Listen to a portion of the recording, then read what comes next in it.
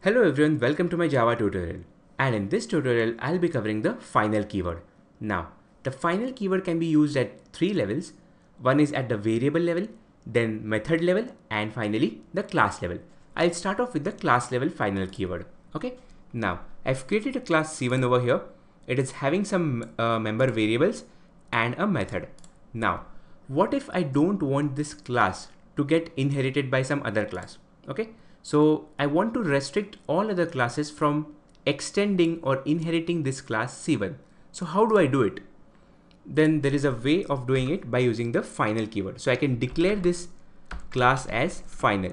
And when I do that, if I try to inherit this class, let's say I create a class C2 and I try to extend it from C1, then it won't allow me because the class C1 has been declared as final, and as you can see the type C2 cannot subclass the final class C1.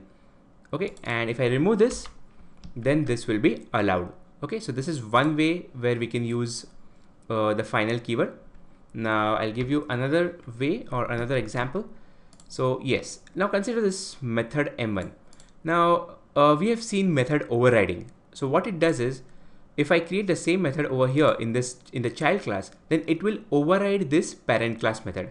What if I don't want to override this method?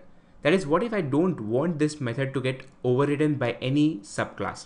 So again, I can declare it as final, and when I do that, it won't allow the child class to override this method. So if I try to create the same method over here, then it won't allow me to do so because the method has been declared as final. Okay, and if I remove this, then it will be overridden. Okay, as you can see, overrides c1.m1. Yes. Now finally we can use the final keyword at the variable level. For example, if I create a variable x and I initialize it with some value 10.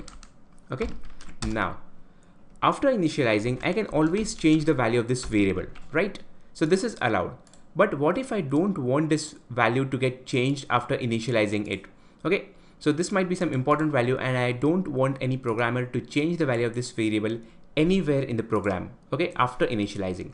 So yes, we can declare the variable as final. And when I do that, it won't allow me to change the variable after initializing it. Okay, so we are restricting any further changes to this variable, right? So these are the areas where the final keyword is used. Okay, so that's it for now, and thank you for watching. See you in my next tutorial.